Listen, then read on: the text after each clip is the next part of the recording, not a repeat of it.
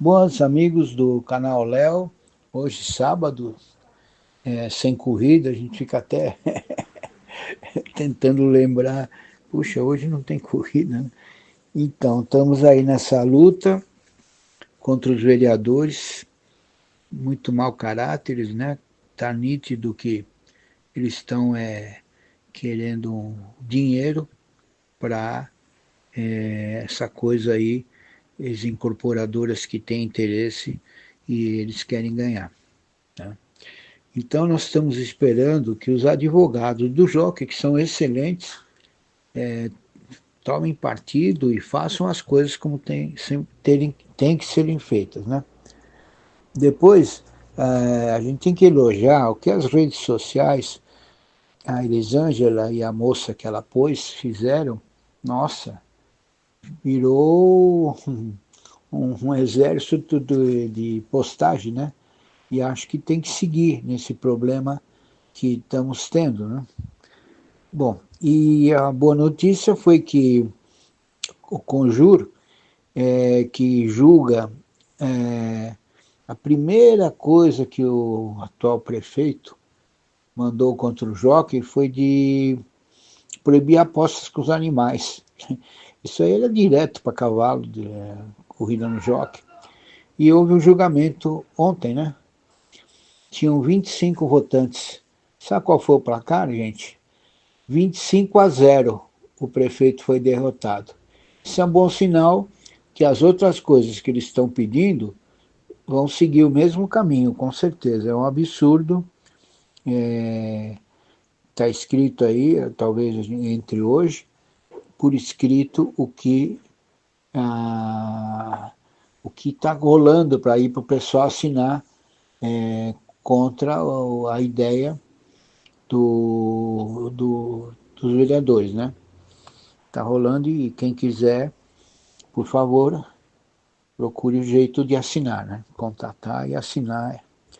Quem está comandando a parte burocrática é a doutora Natália. Bom, e dos demais, hoje, daqui a pouco, a corrida do Paraná, com a volta do A Domingos e do Pedro Nico Filho, né? Muito aguardadas as corridas aí. Achei difíceis, mas temos muitas marcações aí para ajudar vocês.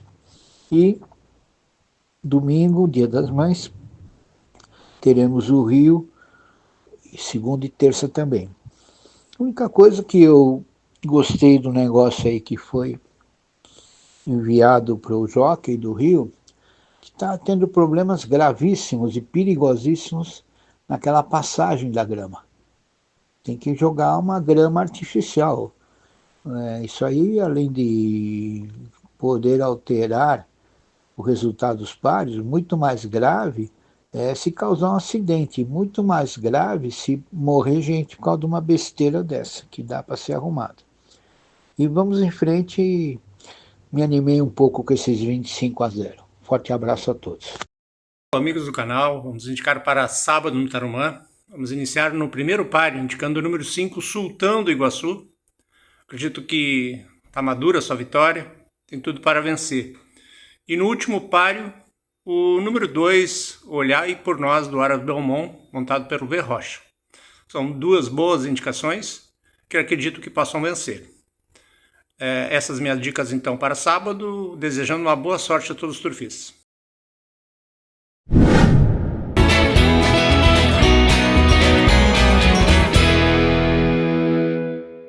Olá pessoal, sejam muito bem-vindos ao programa Revista Horse TV.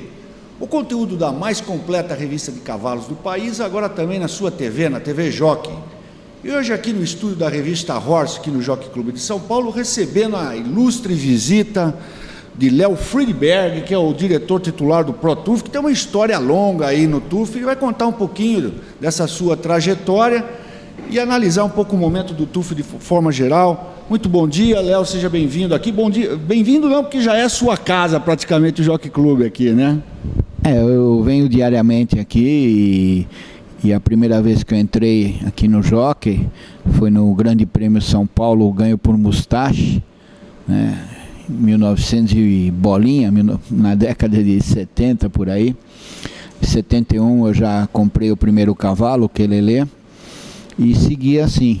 E cada vez fui aumentando minha participação. Eu era da Bolsa de Valores e chegou uma hora eu resolvi investir o dinheiro da Bolsa tudo em cavalos. E dei sorte, o proprietário tem que ter sorte. Porque para se comprar um cavalo, geralmente a pessoa é um vencedor. Tem que ter dinheiro para a compra, né? E ter espírito esportivo para saber ganhar, tirar segundo e até tirar último. Ganhar é mais fácil, é uma alegria. Às vezes o cavalo não ganha, mas faz um corridão, faz uma corrida muito boa e você tem que ficar contente. A gente percebe logo quem vai durar ou quem vai ter assim pouco futuro no turf. Mas aí eu segui, sempre montando uma equipe muito boa, que é uma coisa principal, treinadores, jockeys, cavalariços, sempre conversando com todos, trocando uma ideia. E aí em 81 aconteceu uma coisa meio doida. Eu com 2 sócios montamos um estudo de bens e valores, apenas assim, dividindo custos, né, dividindo alegrias. E nesse ano nós ganhamos 230 corridas pelo Brasil todo. Em São Paulo, 96. E a gente acabou ganhando uma estatística do Rosa do Sul, do Matias Maclini, que eu admirava muito. O Rosa do Sul naquela época tinha Big Lark, Dark Brown, Emerald Hill, para falar 3, foi o ano de ouro do Rosa do Sul. E eles não conseguiam nos alcançar. Nós ganhamos 96 corridas, apesar de não ter ganho os grandes prêmios, tiramos colocações honrosas nos grandes prêmios, a gente acabou ganhando até com folga. E foi uma alegria muito grande. Também ganhamos em São Vicente Estatística, ganhamos corridas no Rio, Paraná, em tudo que foi lugar. E depois disso eu falei, bom, acho que eu vou trabalhar para todo mundo. Em 82 eu montei a agência ProTurf, a gente já fez mais de 1000 leilões. Eu lembro que a gente começou com o Rancho das Américas, que foi 12 anos o maior leilão da América do Sul, era uma festa. Era muito bom. Aí acabei pegando quase tudo do quarto de milha. Depois o Zé Vitor Oliva me chamou, fiz um leilão espetacular na raça andaluza. Aí o Eduardo Fischer me chamou. Aí o Paulo Saliba no árabe me chamou e foi assim. Só que aí começaram a surgir os problemas, porque você não consegue seguir a caravana daquelas raças. É tudo sábado, domingo. É verdade. Então uma dinâmica. Eu ficava maluco em todas as cidades. Então eu acabei onde eu tinha mais raiz, que era o puro sangue inglês. E aí segui todos esses anos, fiz grandes leilões. Fiz uma coisa incrível, eu vendi o cavalo Jex na véspera do Grande Prêmio São Paulo. E o cavalo correu no Grande Prêmio e ganhou o Grande Prêmio. Você já imaginou? Teve tanta gente que nunca conseguiu correr um Grande Prêmio tal, nem o São Paulo, e o cavalo vai lá e ganha no dia seguinte. Eu lembro que o Benjamin Stenbrook quase comprou esse cavalo, foi lance perdedor. E eu falava, Benjamin, eu estudei esse par, eu falei, esse cavalo vai ganhar, não é possível, a gente se envolve, né? Eu, quando vendo os animais, eu sigo torcendo muito. E eu sinto que nós trazemos sorte. Não adianta, está provado, é impressionante o número de animais clássicos que a gente já vendeu, até para o exterior. O cavalo, por exemplo, Verde Mar, foi parar na Suécia, que é a Europa, e foi o primeiro cavalo a ganhar grande prêmio na Europa. O cavalo ficou recordista, cavalo do ano. Para falar um caso, no Uruguai, que a gente já ganhou de grandes prêmios, assim, foi uma grandeza. Então, e em todo o Brasil, São Paulo, Paraná, Norte, Rio Grande do Sul, a gente tem ganho com os cavalos vendidos por nós, porque como é que uma pessoa resolve vender um cavalo? Quando o cavalo fez uma corrida ruim, quando quer trocar de cocheira, quando já ficou muito tempo com o cavalo. Então é um pouco na queimação. E às vezes a gente percebe o cavalo mudando de cocheira, apesar de mudar de um treinador para outro equivalente, o cavalo muda um pouco os seus hábitos, né? Que é um pouco chato, né? Você acorda, aquele horário, vem calar isso, tal, vai pra raia, tal, fecha. A gente pode fazer uma comparação que nem os jogadores de futebol, que às vezes são bons jogadores, mas que fica muito tempo num clube, começa a cair rendimento, quando vai para outro clube parece que retoma. Podemos fazer essa analogia, Léo? Eu acho que foi muito bem colocado o que você falou, porque é impressionante. Às vezes você muda de cocheira e o cavalo melhora. Teria tudo para você continuar e às vezes a gente percebe uma melhora. Mudança de clima, né? Esse agora cavalo, desculpe, o Consul American é uma prova disso. O cavalo vinha muito bem, tá aí o Firo, que não nos deixa mentir, e o cavalo seguiu melhorando. Saiu de um treinador muito bom, o M. André. Foi para um treinador que não tem tanto nome, o Macedo, que tem poucos animais, e o cavalo seguiu evoluindo. Então o turf é assim. Agora, você falou um pouco aí de sorte e tal. Desculpe, eu queria saber assim, até que ponto vai a sorte e até que ponto vai o planejamento, a estratégia, conhecimento do segmento para você ter êxito não só no turf, mas como qualquer outra modalidade aí esportiva equestre. Turf é uma coisa engraçada. Você vai assistir um par aqui, do primeiro ao sétimo dá 2 corpos. É uma loucura, chega tudo junto, umas chegadas maravilhosas. Então o que acontece? Eu acho que você tem um treinador bom, 90%. Você tem um jockey bom, um V Leal, um L Silva, para dizer, nessa fase que estão agora, o próprio Mesquita, que eu gosto muito, assim, né? 90%. Um cavalariço bom é 90%. Então, você precisa ter um planejamento de saber escrever, saber dar ordem, dar tudo certo, a raia, tudo. Então, eu cheguei à conclusão que para você ganhar, precisa ter 450% de coisa certa. Então, precisa dar tudo certo. E depois ainda deixar a cargo da sorte, né? Seria isso? Então, por isso... Cavalo bom, jockey bom, treinador bom. E depois ainda tem aquele tiquinho de sorte lá que vai fazer a diferença na hora da prova. Os jogos são muito bons. Às vezes você pega um percurso e o jogo fica sem passagem.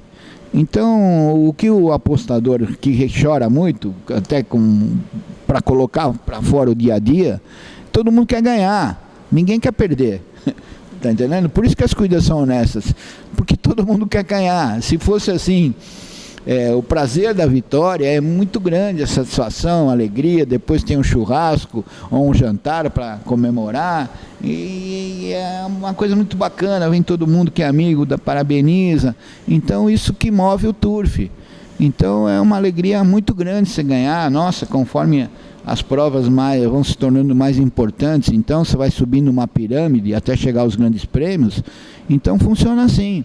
Então é muito grande o prazer da vitória. Então isso que move o turf. Léo, eu soube aqui que o senhor já foi uma das pessoas que mais trouxe associados e participantes aqui para o turf de Cidade Jardim e do turf de forma geral. Queria que o senhor contasse um pouquinho dessa época, de como foi esse trabalho. E depois, abusando um pouquinho, trazendo isso para os dias de hoje, quais são as dificuldades de trazer pessoas hoje aqui? O que eu acho assim, eu tenho grande prazer em ser útil. Se você falar, pega esse copo d'água e leva a 100 metros daqui, eu não sei porque eu faço.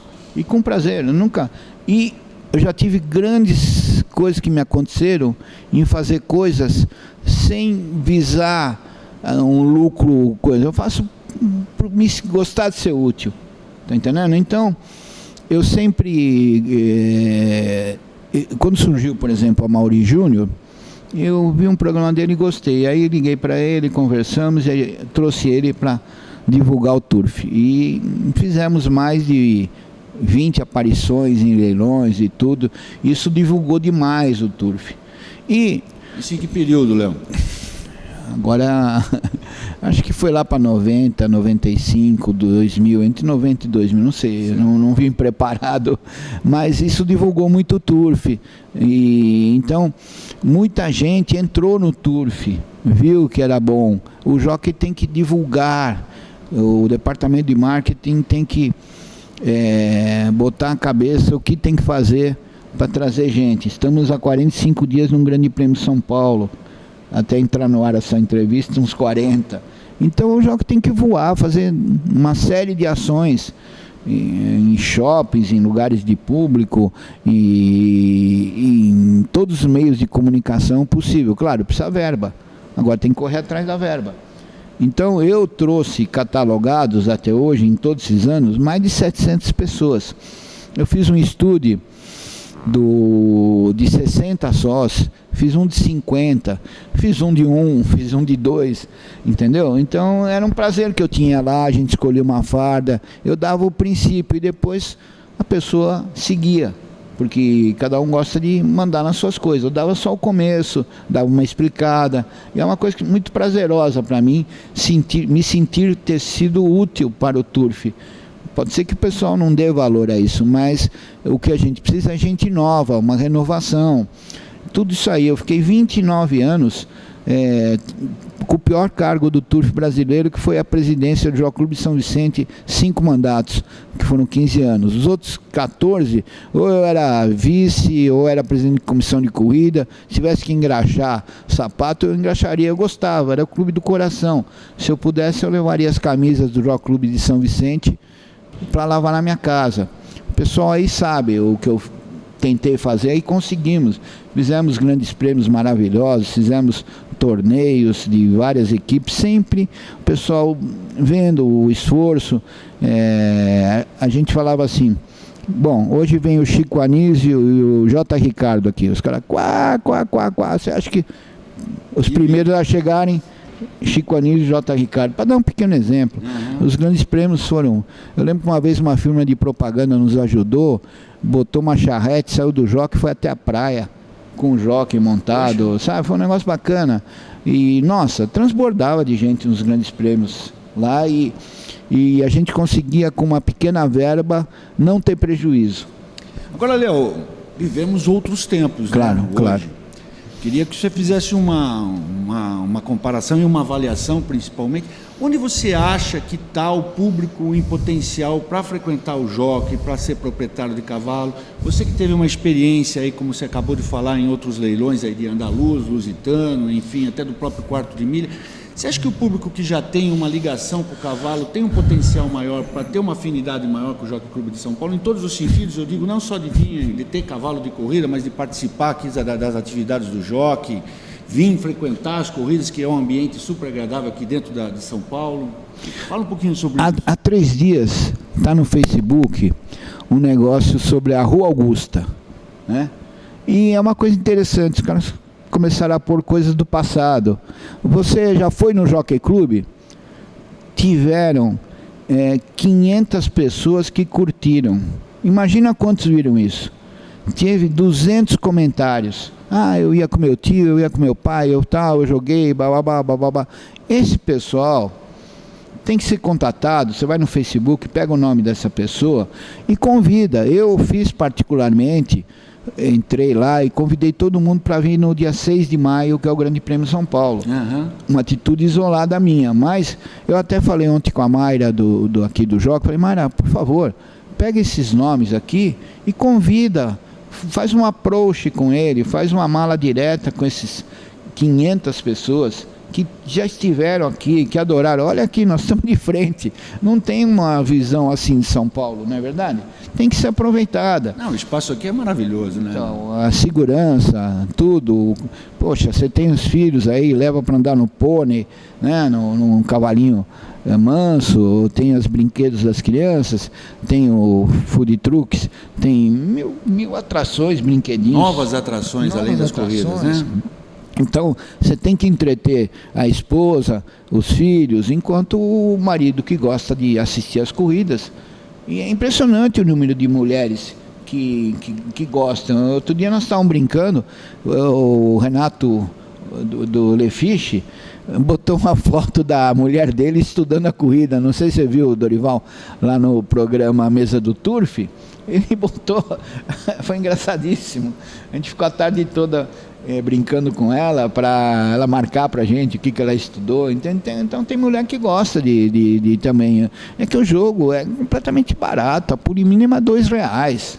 pessoal nem sabe disso. Eu fui na quermesse comprar um negócio de pescar para minha filha, um peixinho, é R$5. Então, hoje com R$2 por páreo, com R$20, você pode jogar todos os páreos. Então, é um programa que a gente gosta, o colorido, a plasticidade, o atletismo dos jockeys.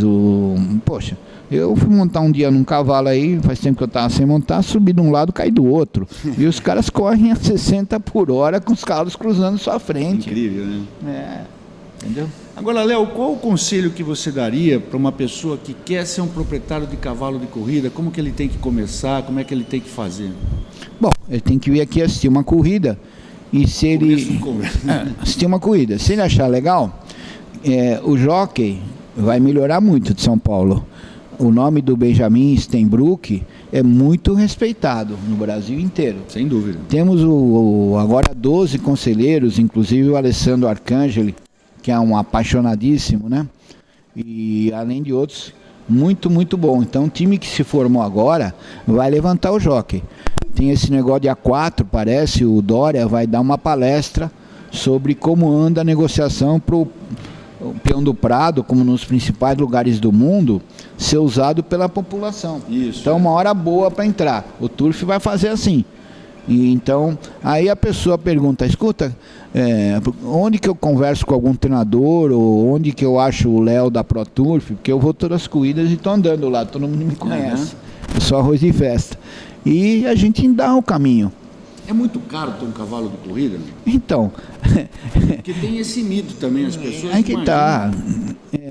Outro dia uma pessoa muito conhecida falou que os cavalos comem maçã. É um absurdo. Foi vaiado, quase apanhou aí. Capaz de levar em preso. Então, custa hoje, com remédio, ferraduras, veterinário, em torno de R$1.500 por mês. São $400. Não é nenhum absurdo, porque o cavalo corre por prêmios. E os prêmios, ele pode ter até lucro. Já teve muito pior. Eu acho que está bem melhor, porque eu acho que o prêmio tem tendência a subir. Está entendendo? Então, o custo não é o que se pensa, os cavalos não tomam leite, nada disso.